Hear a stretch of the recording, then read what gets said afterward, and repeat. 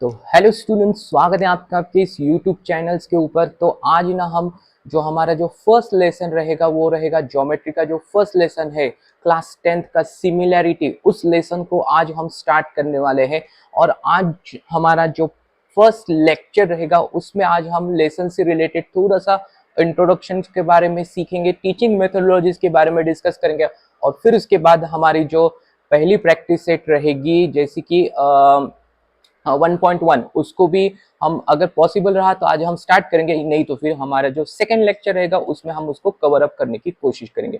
तो ठीक है, तो आज की जो हमारा जो पावर पॉइंट प्रेजेंटेशन है उसको आज हम स्टार्ट करते हैं। तो यहाँ पर हम फर्स्ट लेसन सिमिलैरिटी को हम यहाँ पर स्टार्ट करने वाले हैं। तो सबसे पहले कोई भी लेसन हो या कोई भी सब्जेक्ट हो उसके प्रिपरेशंस के लिए सबसे पहले आपको एक बात याद रखनी पड़ेगी कि क्वेश्चंस को रीडिंग करना काफी इंपॉर्टेंट होता है। स्पेशली तो मैथ्स में कुछ कुछ ऐसे प्रॉब्लम्स होते हैं जहां पर कुछ कंडीशंस दी वाली रहती है, उस कंडीशंस को आपको ठीक से क्या करना है, समझना है और फिर उसके बाद उसका आंसर हमें फाइंड आउट करना पड़ता है। तो इसीलिए सबसे इंपॉर्टेंट जो बात रहती है कि क्वेश्चन का रीडिंग करना ये काफी यहाँ पर इंपॉर्टेंट होता है और फिर उसके बाद उसको समझ लेना, that is the also the important steps it will be here. Okay, तो टीचिंग मेथोडोलॉजी जैसे मैथ्स 2 के लिए मैं आपके साथ ये डिस्कस करना चाहूंगा कि मैथ्स 2 में यानी ज्योमेट्री में बहुत सारे क्वेश्चंस ऐसे रहते हैं, वहां पर फिगर रहते हैं। तो उस फिगर को देखकर ही हमें पता चलना चाहिए कि हमारे माइंड में क्लिक होना चाहिए कि इस क्वेश्चंस के लिए ये मेथड अप्लाई हो सकती है या फिर ये फॉर्मूला लग सकता है, ये थ्योरम लग सकता है। तो ये चीज आपको उस कि जो वहां पर जो फिगर दी वाली है या फिर क्वेश्चन दी वाले है उसको रीड कर कर आपको बिल्कुल आपके माइंड में क्या होना चाहिए, क्लिक होना चाहिए। तो इसीलिए टीचिंग मेथोडोलॉजीज में मैं आपके साथ ये कहना चाहूंगा कि यहाँ पर हमें 3 मेथड्स के बारे में हमें आपके साथ डिस्कस करना है। जो सबसे पहले 3 स्टेप्स होते हैं। सबसे पहले कौन सी होती है, आइडेंटिफाई, सेकेंड स्टेप होती है अप्लाई और थर्ड स्टेप में हमें क्या करना है, आंसर कैलकुलेट करना है। ठीक है, क्वेश्चन पेपर में जो भी क्वेश्चंस आपके सामने रहता है या फिर टेक्स्ट बुक में जो भी क्वेश्चंस आप सॉल्व करते हो तो उसका सबसे पहली स्टेप्स यहाँ पर होती है आइडेंटिफाई करना। तो आइडेंटिफाई करना यानी क्या करना है, उस पहचानना है कि हमें उस क्वेश्चन में कौन सा थ्योरम, कौन सी प्रॉपर्टी या फिर कौन सा फॉर्मूला वहां पर लग सकता है, उसको हमें क्या करना है, आइडेंटिफाई करना है। एक बार आपने ये आइडेंटिफाई कर लिया तो वो फॉर्मूला को उस क्वेश्चन में या फिर उस प्रैक्टिस सेट के जो भी क्वेश्चंस रहेगा उसमें आपको क्या करना है, अप्लाई करना है। फिर अप्लाई करने के बाद जो भी वैल्यूज उस क्वेश्चन में दी रहेंगी उस फॉर्मूले में उसको पुटअप करना है या फिर उस थ्योरम में उसको अप्लाई करना है और फिर उसके बाद उसका आंसर फाइंड आउट करना है। जब भी मैं क्लास में सिखाता हूँ हमारे स्टूडेंट्स को तो उन स्टूडेंट्स को मैं हमेशा 3 चीजों के ऊपर ध्यान में रखने के लिए कहता हूँ। सबसे पहले क्वेश्चंस को आइडेंटिफाई करो कि कौन सा थ्योरम, कौन सी प्रॉपर्टी है, कौन सा फॉर्मूला वहां पर लग सकता है। फिर बाद में उस प्रॉपर्टी, थ्योरम, फॉर्मूला को उस क्वेश्चन में अप्लाई करो और लास्ट में सबसे जो स्टेप होती है, उस लास्ट स्टेप जो होती है वहां पर हमें क्या करना है, उसका आंसर कैलकुलेट करना है। तो जैसे ही हमारी प्रैक्टिस सेट स्टार्ट हो जाएगी वहां पर आपको डिटेल में इसके बारे में मैं आपको सिखाऊंगा। तो फिलहाल अभी आपको 3 स्टेप्स के बारे में याद रखना पड़ेगा, आइडेंटिफाई, अप्लाई और आंसर। तो जो हमारी सिमिलैरिटी का जो हमारा जो फर्स्ट लेसन है यहाँ पर, तो फर्स्ट लेसन में सिर्फ और सिर्फ वहां पर ट्रायंगल्स के बारे में हमें डिस्कस करना है और ट्रायंगल से रिलेटेड जो भी प्रॉपर्टीज होती है वो सभी प्रॉपर्टीज को आपको ध्यान में रखना पड़ेगा। 7th और 8th में हम क्या कर सकते हैं, 7th और 8th में हमें ट्रायंगल का कॉन्सेप्ट आता है, वहां पर हमें एरिया ऑफ ट्रायंगल का एक फॉर्मूला होता है, उसी फॉर्मूला का यूज हमें हमारी प्रैक्टिस सेट 1.1 में करना है। तो यहाँ पर कोई भी ट्रायंगल आकर आपके सामने दिया हो तो उसकी बेस और हाइट आपको क्या करती आनी चाहिए, कैलकुलेट करते आनी चाहिए, या फिर उस ट्रायंगल में बेस कौन सा है, हाइट कौन सी है, ये आपको फाइंड आउट करते आना चाहिए। तो यहाँ पर अगर आप देख सकते हो कि ABC एक ट्रायंगल यहाँ पर दी वाला है और AD उसकी क्या रहेगी, हाइट रहेगी। कोई भी ट्रायंगल में सबसे पहले आपको क्या ढूंढना है, परपेंडिकुलर को आपको देखना पड़ेगा। तो परपेंडिकुलर जहां कोई भी दिखाई देगा उस ट्रायंगल के अंदर वो उसकी क्या रहेंगी, हाइट रहेंगी। जैसे यहाँ पर ये परपेंडिकुलर है, ये इस ट्रायंगल की हाइट है, ये वाले ट्रायंगल में ये वाला एक परपेंडिकुलर आपको दिखाई दे रहा, तो ये उसकी क्या हो चुकी है, हाइट हो चुकी है। तो यहाँ पर आपको एक ही चीज को ऑब्जर्व करना है कि परपेंडिकुलर को आपको क्या करना है, ढूंढना है और उस परपेंडिकुलर को आपको क्या कंसीडर करना है, हाइट कंसीडर करना है। और ये जो साइड रहेगी, ये साइड रहेगी उसकी क्या रहेगी, बेस। तो फर्स्ट ट्रायंगल के लिए हमने यहाँ पर परपेंडिकुलर लिया था AD और उसके जो बेस रहेगा BC। ठीक है। और सेकंड ट्रायंगल के लिए अगर हम देखते हैं तो यहाँ पर आपको क्लियरली दिखाई देगा कि जो हमारा जो बेस रहेगा पी आर और हमारी जो हाइट रहेगी क्यू एम, क्योंकि ये परपेंडिकुलर इस साइड्स को टच करता है तो यहाँ पर हाइट क्या रहेगी क्यू एम और ये वाला उसका क्या रहेगा बेस। अगर एक बार आपने बेस और हाइट को अगर आपने करेक्ट नोट डाउन कर लिया या करेक्ट फाइंड आउट कर लिया तो ये एक्सरसाइज आपके लिए काफी सिंपल रहेगी।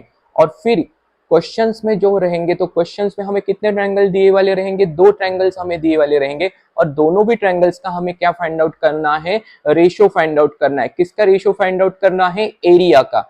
अगर एरिया का रेशियो फाइंड आउट करना है तो आपको एरिया ऑफ ट्रायंगल का फॉर्मूला आपको अप्लाई करना पड़ेगा और एरिया ऑफ ट्रायंगल के फॉर्मूला को अप्लाई करने के लिए आपको क्या पता होना चाहिए, उस ट्रायंगल की बेस और हाइट आपको पता होनी चाहिए। तो ये सबसे इंपॉर्टेंट पॉइंट यहाँ पर रहता है। फर्स्ट प्रैक्टिस सेट के लिए क्या होता है, एरिया ऑफ ट्रायंगल का फॉर्मूला और एरिया ऑफ ट्रायंगल के फॉर्मूले के अंदर आपको क्या फाइंड आउट करना है, बेस और हाइट। इन चीजों को आपको क्या करना पड़ता है, फाइंड आउट करना पड़ता है। फिर उसके बाद एक और कॉन्सेप्ट आता है कि जैसे कि ट्रायंगल्स के कई सारे टाइप्स होते हैं तो उसमें एक ट्रायंगल के टाइप्स के बारे में हम डिस्कस करेंगे, ऑब्ट्यूज एंगल ट्रायंगल। इसके ऊपर प्रैक्टिस सेट में भी आपको एक क्वेश्चंस मिलेगा इस ट्रायंगल के ऊपर। तो फिलहाल थोड़ा सा हम डिस्कस कर लेते हैं कि यहाँ पर देखिए ट्रायंगल को कितने वर्टाइसेस होते हैं, 3 वर्टाइसेस होते हैं, P, ये Q और ये R। तो यहाँ पर अगर आप ऑब्जर्व करते हो तो 2 वर्टाइसेस के ऊपर यहाँ पर परपेंडिकुलर दिखाई दे रहे।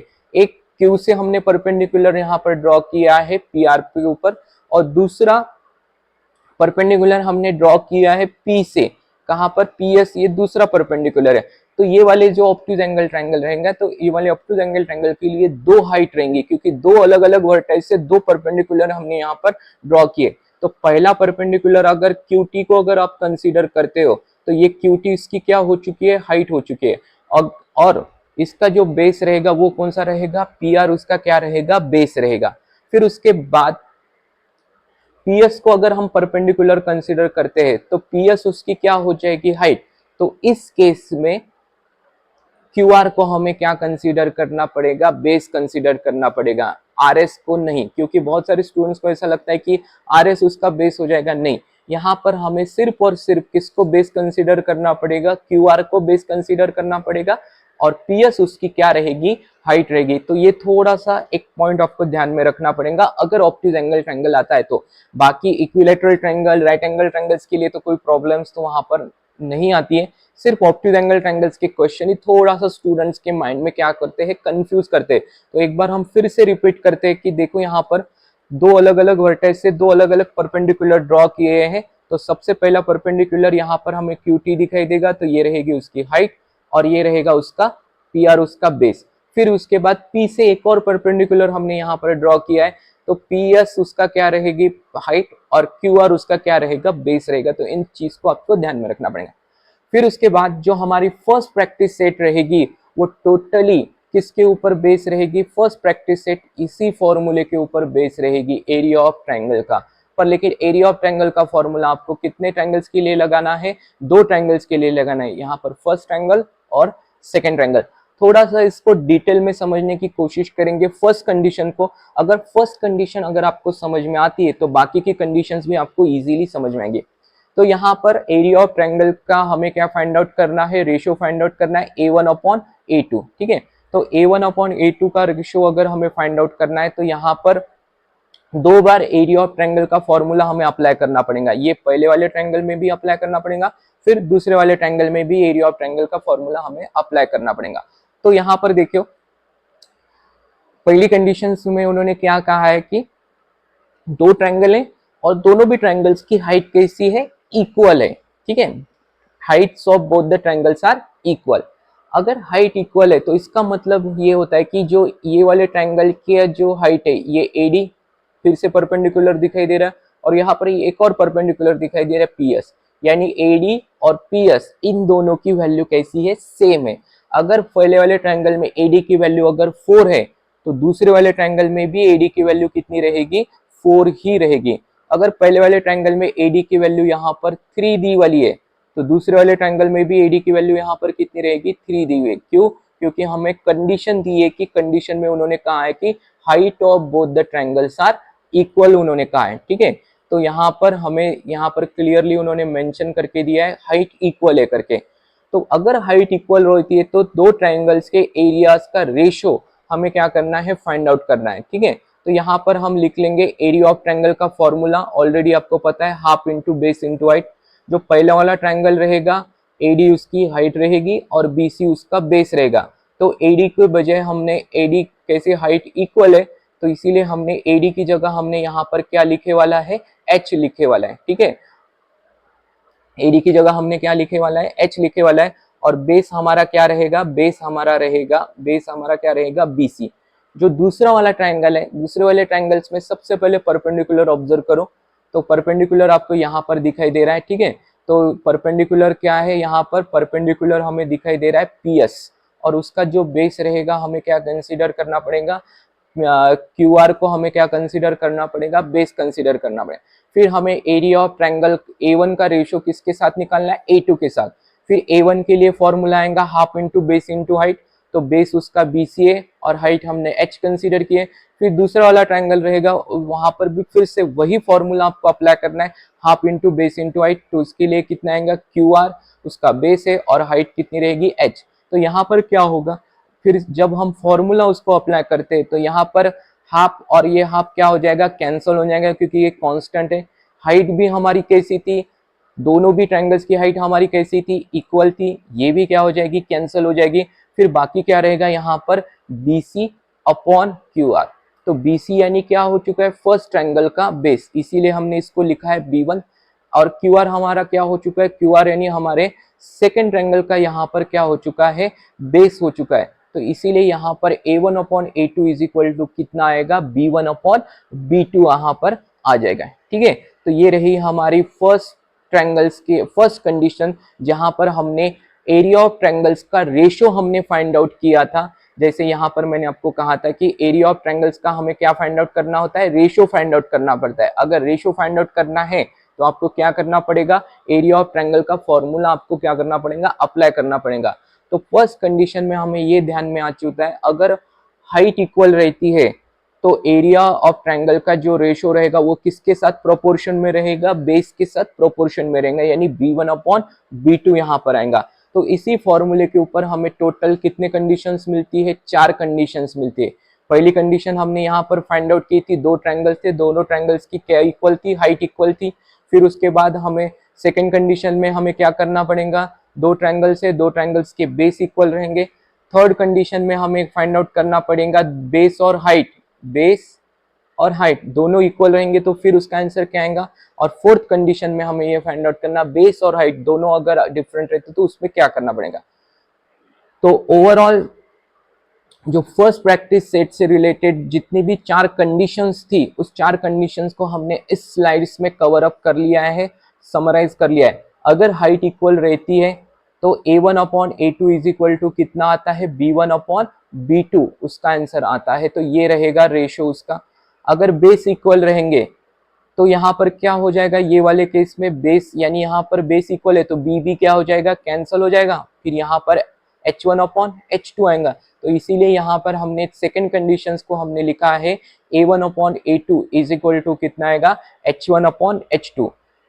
थर्ड कंडीशन में क्या हो जाएगा, बेस और हाइट दोनों भी इक्वल रहेंगे तो सब क्या हो जाएगा, कैंसिल हो जाएगा, हाफ हाफ भी कैंसिल हो जाएगा। B1 भी दोनों भी वैल्यू बेस और हाइट दोनों भी क्या हो जाएंगे, कैंसिल हो जाएंगे। तो थर्ड कंडीशन में हमारी क्या आती है, बेस और हाइट अगर इक्वल रहते हैं तो उसका रेशियो कितना आएगा, उसका रेशियो आएगा 1:1।